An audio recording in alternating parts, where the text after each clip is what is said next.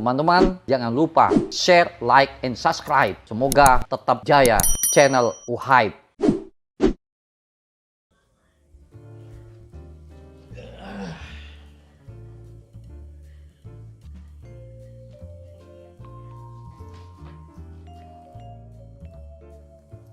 Assalamualaikum warahmatullahi wabarakatuh.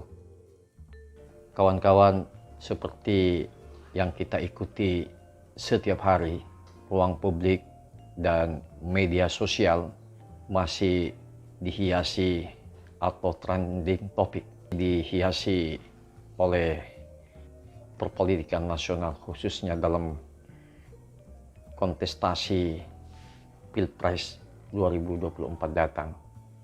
Yang ingin saya sampaikan pada kesempatan ini adalah munculnya sejumlah kandidat yang digadang-gadang atau diproyeksi bisa menjadi dukungan dari sejumlah partai politik. Seperti kita ketahui, Anies Baswedan misalnya sudah dideklarasikan oleh Partai Nasdem, dan juga calon yang lain dan partai yang lain yang akan mengusung, misalnya Ganjar Pranowo, Erlangga Hartarto, Puan Maharani, Prabowo, oleh masing-masing partai. Dan sudah barang tentu para elit partai politik telah menakar kekuatan dan kelemahan masing-masing, karena dalam pertarungan kekuasaan harus ada yang kalah dan ada yang menang. Kawan-kawan, kita bisa saksikan di sejumlah daerah yang hiruk-pikuk saling berlomba-lomba mendeklarasikan idola masing-masing yang akan menjadi petarung pada Pilpres 2024 datang. Yang menjadi persoalan adalah partai politik sebagai mesin yang memproduksi kekuasaan sudah barang tentu tidak selamanya mewakili kepentingan publik atau pada level akar rumput, karena memang faktanya partai politik di negeri ini ruang publik atau rakyat sekedar menjadi agregasi sebuah kontestasi kekuasaan dan menjadi satu tontonan yang selalu menggiurkan setiap menjelang pesta atau ritual demokrasi. Dan rakyat pun seringkali juga tidak memahami apa makna semua itu, khususnya pada level grassroots, khususnya di tingkat jauh nun di sana di pedesaan, yang hiruk pikuknya sampai ke ruang publik walaupun jauh terpencil karena pengaruh media sosial dan informasi yang begitu masif. Pada kenyataannya, ruang publik kita sudah semacam pasar gelap yang semua sudut-sudut publik dibombardir oleh pemberitaan mengenai isu siapa yang akan bertarung pada Pilpres 2024, dan itu menjadi hal yang dinamis dan menarik untuk kita amati, kita cermati sebagai seorang akademisi. Dan banyak narasi liar yang muncul atau ungkapan-ungkapan yang sinis atau ungkapan yang nyinyir dari sebuah hiruk pikuk mengenai perpolitikan nasional saat ini. Tentu saja bayang-bayang mengenai kekuatan modal, dan pada akhirnya kekuatan modal itu akan menjadi satu instrumen menciptakan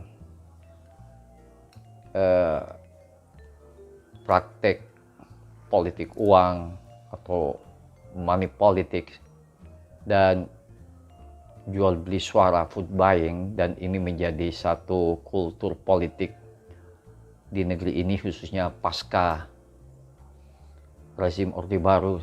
Tidak bisa dihindari lagi bagaimana peran uang, kekuatan modal sangat menentukan di dalam konstelasi politik yang sangat liberal pada realitas politik pasca rezim Soeharto, dan itulah yang merusak struktur imajinasi publik sehingga warga pun terperangkap pada pragmatisme instan, dan banyak yang kita dengar mereka akan memberikan dukungan suara kepada orang yang bisa membayar.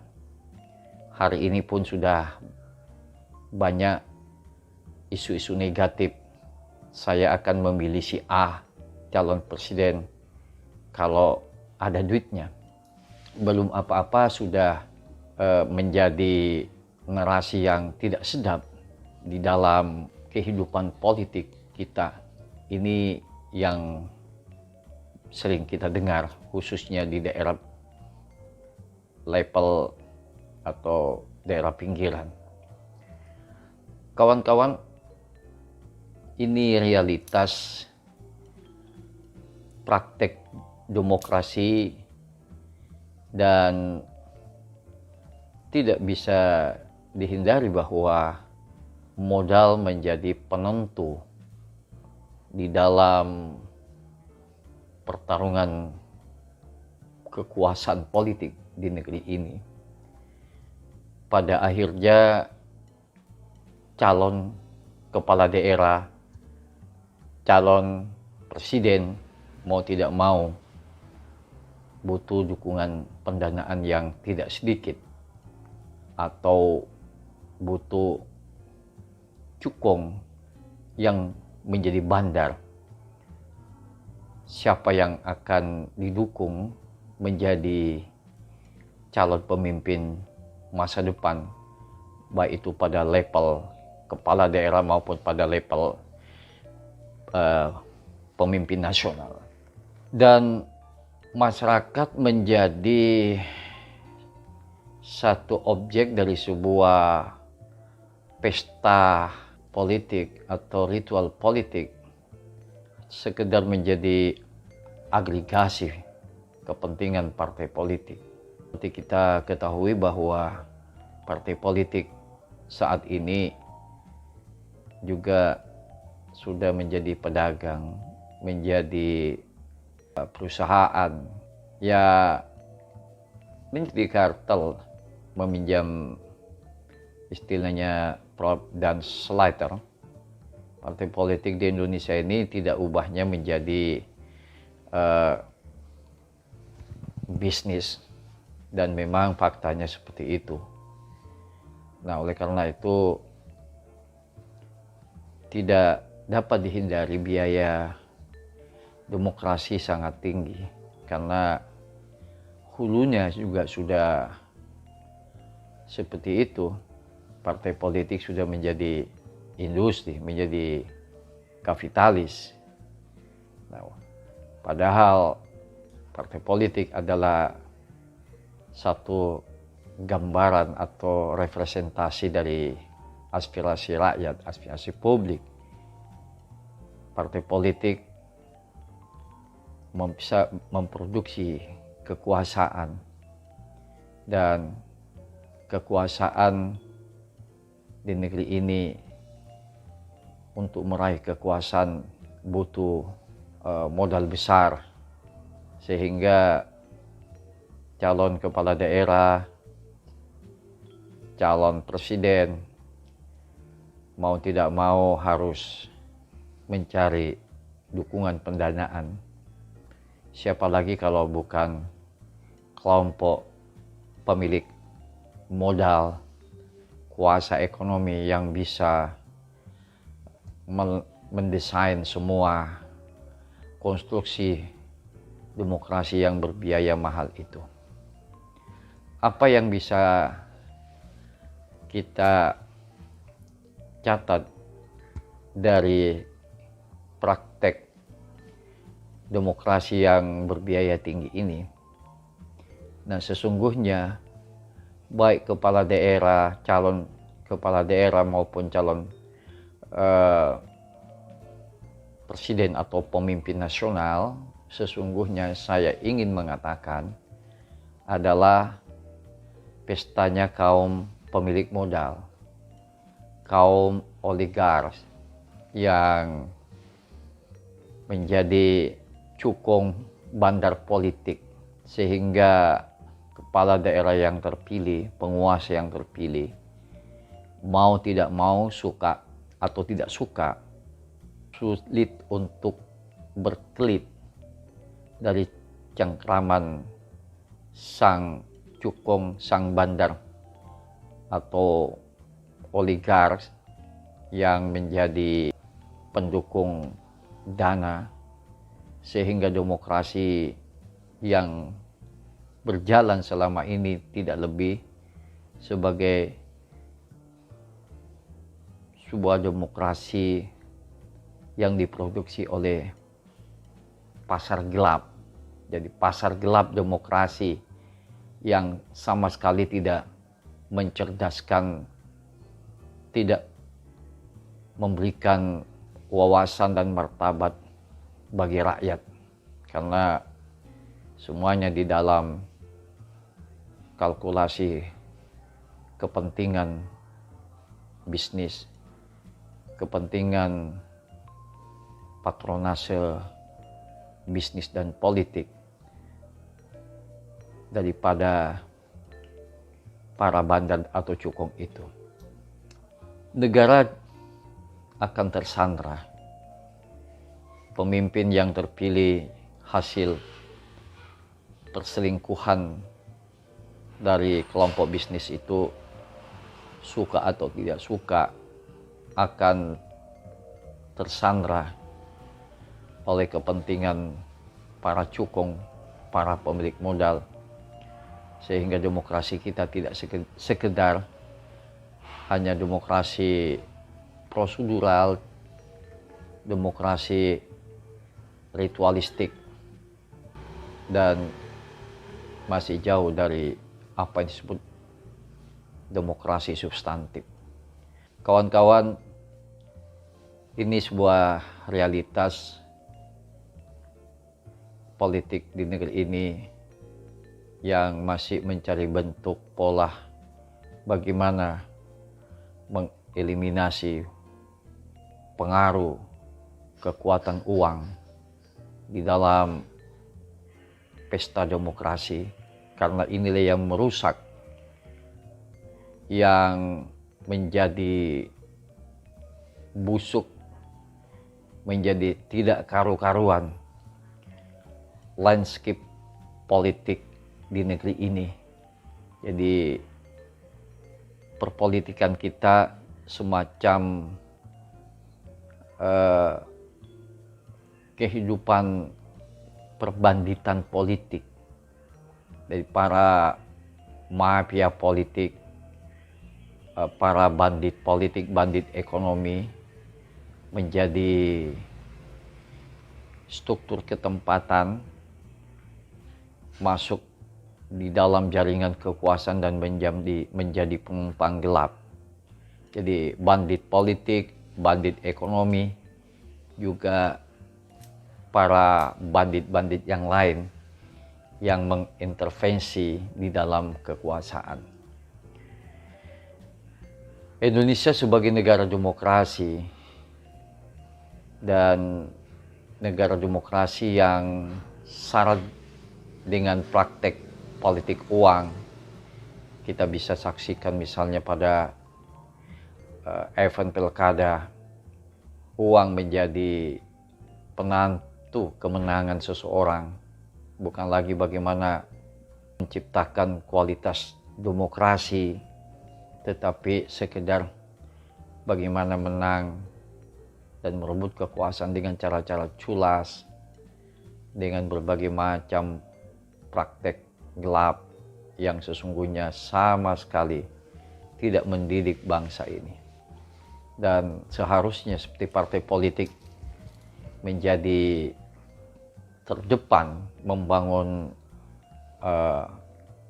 civic education, memberikan pendidikan politik bagi warga negara, atau menciptakan kualitas demokrasi, tetapi partai politik justru menjadi bagian dari perbandingan politik. Bahkan tidak jarang partai politik terjebak di dalam praktek-praktek korupsi, praktek nepotisme, atau menjadi peternakan politik dinasti. Jadi awan gelap, pasar gelap demokrasi akan selamanya berjalan seperti sekarang ini bila aktor politik, institusi, lembaga demokrasi, misalnya KPU, Bawaslu, dan instrumen demokrasi yang lainnya tidak memiliki satu willingness atau pikiran yang bisa mengeliminasi praktek-praktek yang tidak mendidik itu. Nah, kawan-kawan sekalian, hiruk pikuk deklarasi di mana-mana. Ada hal yang menarik yang perlu kita cermati.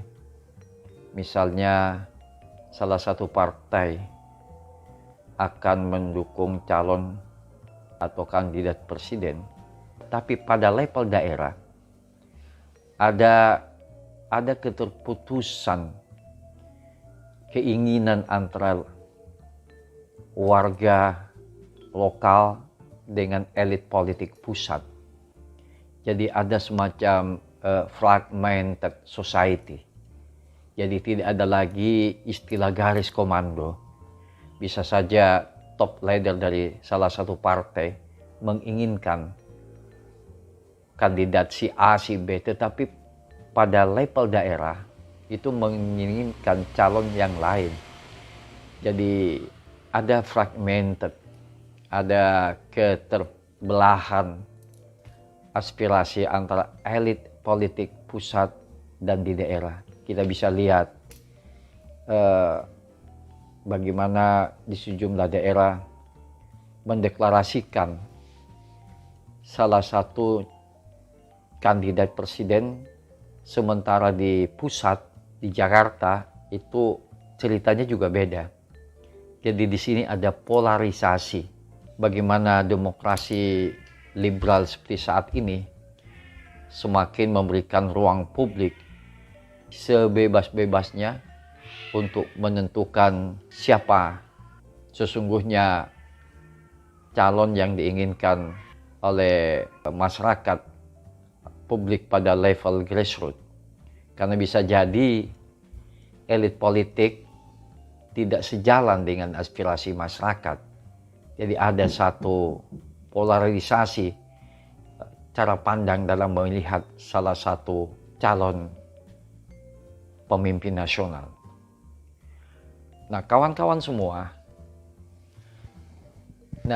yang terjadi selama ini, masyarakat sekedar menjadi sebuah objek dari sebuah kepentingan partai politik dan tidak pernah dididik publik itu.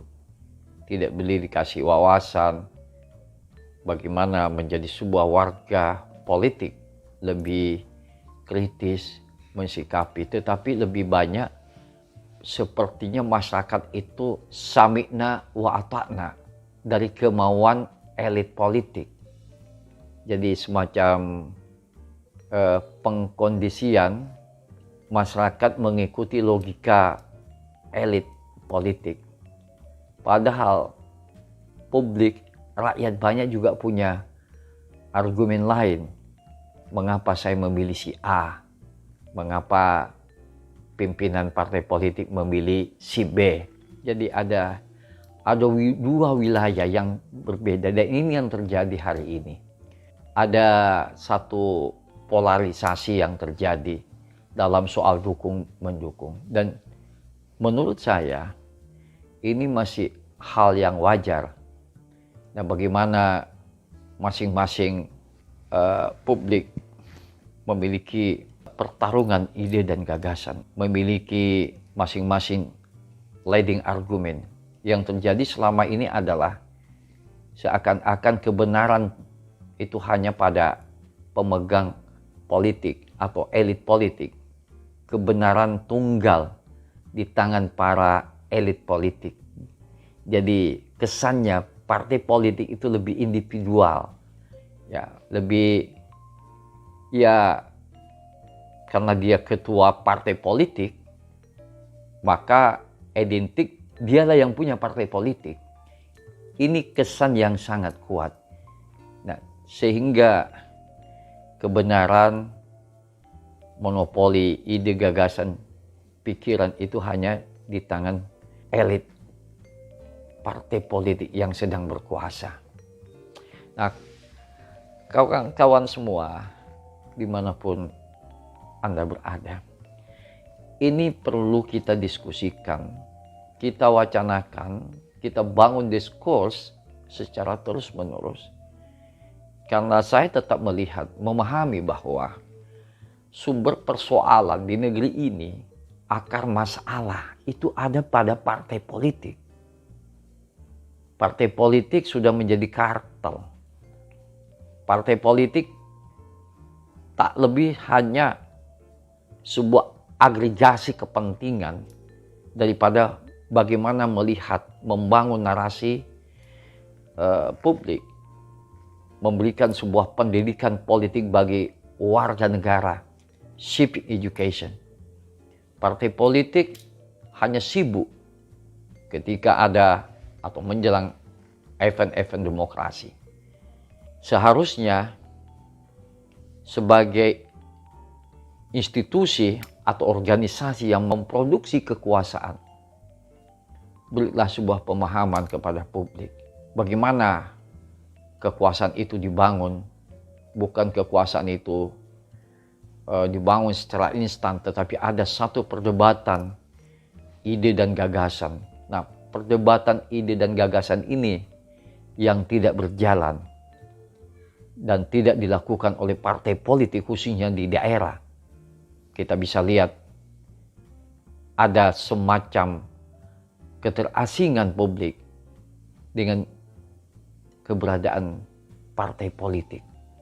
Padahal sebagai sebuah negara demokrasi, partai politik sangat penting untuk menciptakan atau membangun karakter sebuah bangsa.